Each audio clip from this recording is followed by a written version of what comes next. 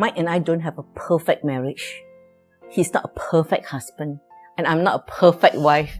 And there are times I don't want to submit to him, especially when I don't agree with his decisions. But nevertheless, I have to come before the Lord and say, Lord, because of my trust and my submission to you, I will do it. And I have to grit my teeth, to be very honest with you. Right. So I know it's not easy, but it is as unto the Lord.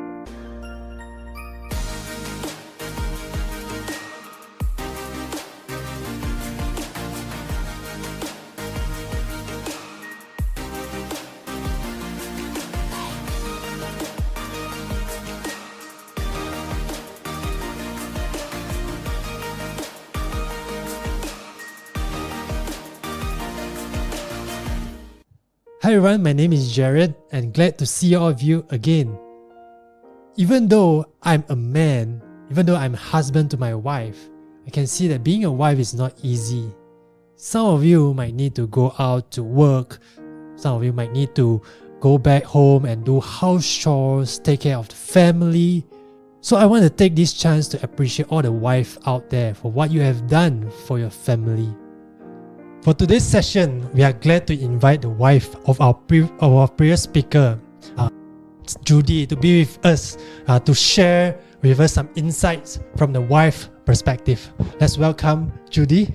Thanks, Jared. Hi, everybody. Okay, welcome. And we also are glad to invite two wives to be with us. And these two wives are also the wife of the guest from our previous episode.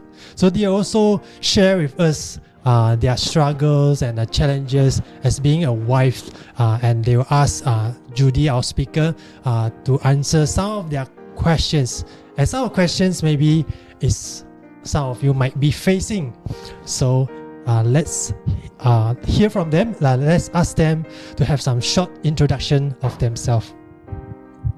I go first. Yeah. Hi, Jared. Hi, Judy. My name is Melissa. I'm an accountant, and I've been married for 2.5 years, and we do not have any children at the moment. Yeah. Hi, I'm Regina. I'm in investment line, assisting my husband Richard. I'm blessed. I've been married for 15 years, and we are blessed with 2 children. Thank you. Welcome to our show. So, Regina, maybe would you like to come first? You have any questions for Judy? In today's culture, there are many women who choose to be career women, while the husband prefers to stay at home to take care of their children. Does it mean woman will be the head of the family since she provides for the family? That is a good question. Let's go back to the Ephesians chapter 5 verses 22 to 23 passage. You remember that verse tells us that Christ is the head of the man and the man is the head of the wife. So, and it talks about the wife submitting to the husband as unto the Lord. Correct? So based on that verse, we are looking at the responsibility and the divine order of the husband. Based on that divine order and responsibility, we are not talking about the breadwinner. So it is not so much of who is the breadwinner, but who is the head of the wife. Does that answer your question? Yes. Thank you. Oh, thanks. So maybe we'll go on to the next question, Melissa. Okay.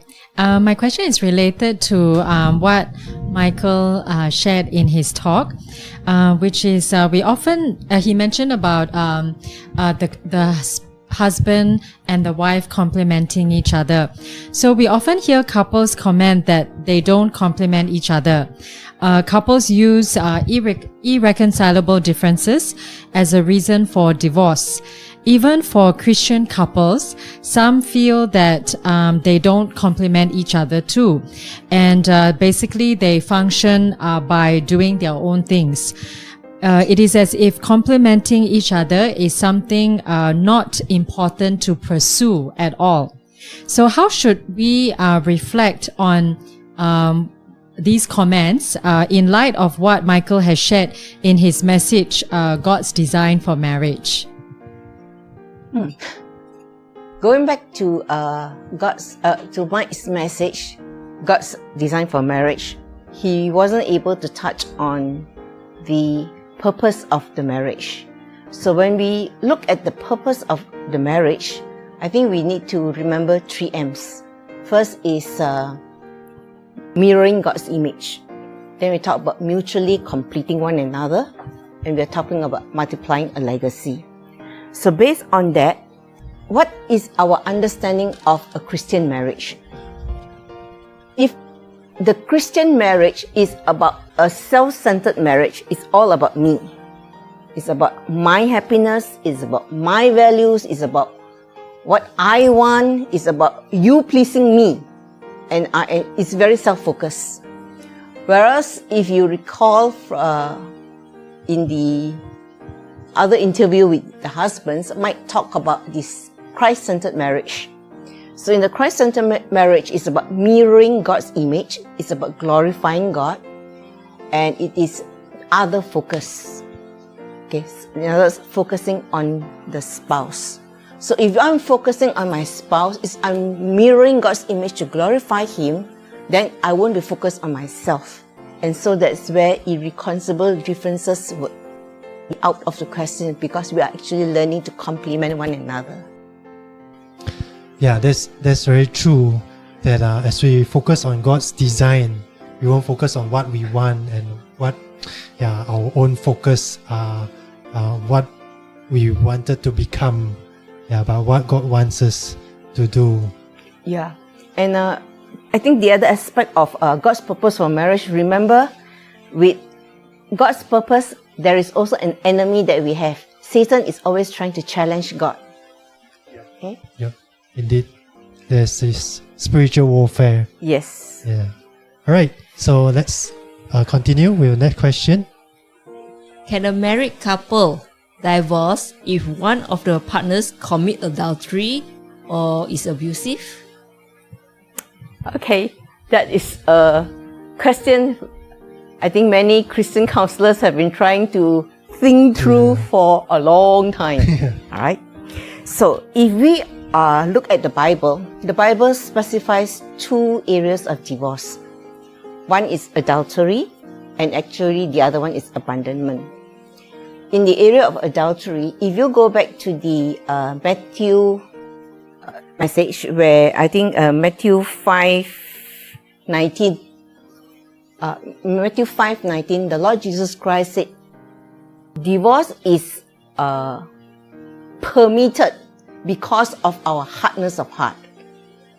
Okay, the word is permitted. The Bible never commands divorce. And in the area of abandonment, in 1 Corinthians chapter 7, Paul tells us that the unbelieving husband is allowed to leave.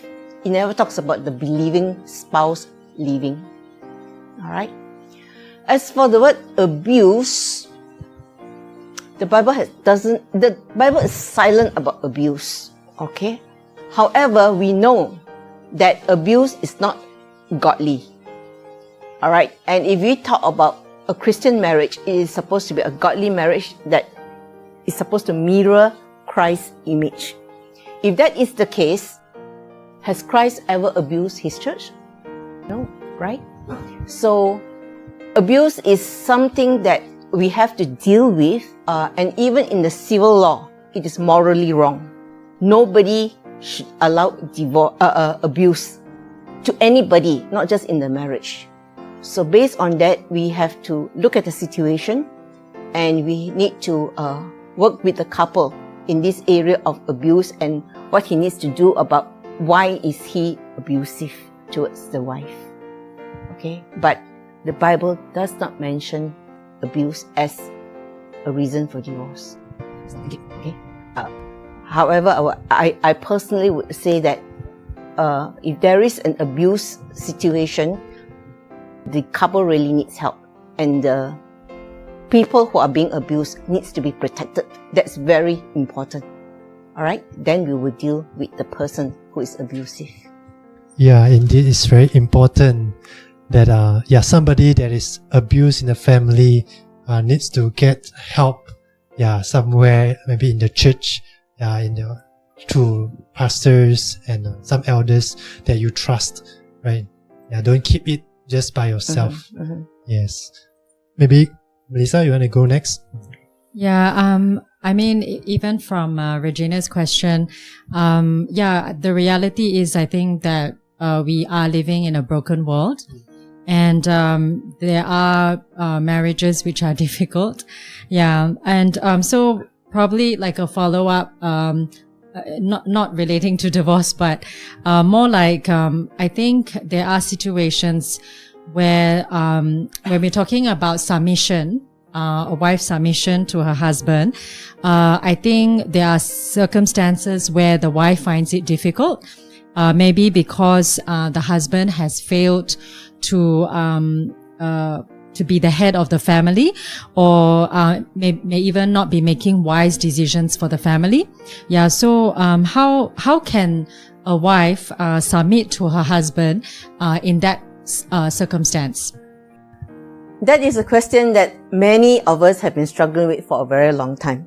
Now, I have to go back to the Ephesians chapter 5 passage again. If you notice Ephesians 5 passage, again, Paul is writing to the wives. It is addressed to the wives, not to anybody else, okay, but to the women, to the wives. And it says here, you are to submit to your husband as unto the Lord. So the command is there. All right? Not, if he's nice to me, I'll submit to him. If he's not nice to me, then I won't submit. But it is a command that we have to submit as unto the Lord. And submission is unconditional. Submission is basically an obedience to Christ. And while the wife is to submit to the husband, we must not forget verse 21. In verse 21 of Ephesians 5 passage, it says that we are to submit to one another in the fear of the Lord. So the husband should also be submitting to Christ. I hope that answers your question. Sorry, I just have a follow-up question. I guess the question is more like, how will it look like? I mean, I think Christian wives know that they need to submit to their husbands, but in circumstance, it's not that they don't want to, but how to submit to someone that maybe they don't trust, they can't trust, or they feel that he's not playing his role. How to submit to someone like that? It will be really submitting to Christ more than anybody else. All right. Mike and I don't have a perfect marriage. He's not a perfect husband. And I'm not a perfect wife. And there are times I don't want to submit to him, especially when I don't agree with his decisions. But nevertheless, I have to come before the Lord and say, Lord, because of my trust and my submission to you, I will do it. I have to grit my teeth, to be very honest with you. Right. So I know it's not easy, but it is as unto the Lord. So I guess it's about trusting God. Yes. Again, that he's in control, and thank you. Well, it's really not easy to be a wife. We really need to focus on God instead of focusing on our spouse, on our husband, or the wives. And really, because human beings are not perfect, two person together are two broken people together. So our hope is really in Jesus Christ. So before we end, any last word from you? I don't think I've given you ladies a perfect answer, but I do know of some books that I think will give you a greater depth to the questions that you've asked me. One of the books I am thinking of is Rocking the Rose by Robert Louis. Rocking the Rose by Robert Louis talks about the roles of husband and wives. He deals with it in depth. He deals with the area of submission pretty well. All right, he talks about that is it's an honor when your husband honors you, you submit to him. And the other book I'm thinking about is Limited Church, Unlimited Kingdom by Rob Bruno. Limited Church, Unlimited Kingdom by Rob Bruno. That is a great book on actually family discipleship per se. And the other book that I have with me is actually this, The New Eve. The New Eve is a very good book on mothers, whether you want to be the breadwinner, like one of the questions that we dealt with, right? And I think that it will be very helpful if you all can read through these books and ask the Lord to speak to you all. Wow, thank you, Judy, for your sharing, and thanks for our guests, Regina and Melissa, for your questions. For our husband, myself, really gained a different perspective, from your sharing, and I really learned a lot and know the difficulties of the other side of my spouse, how does they think and so on. So, and thank you for our viewers for watching until this point. If you have any more questions you will ask, and if you have any other topics that you would like to listen to, do feel free to comment below to let us know. We might choose one of the interesting topics and share with you more. And if you like our videos, do remember to subscribe and share it to someone who might need it, and share it to your friends. Okay, so that's all for today. See you for the next video. If you liked our sharing just now, like this video or share it with your friends. If you'd like to check out more of our content, do subscribe to our YouTube channel or watch back our previous videos here. Thank you for watching. Bye!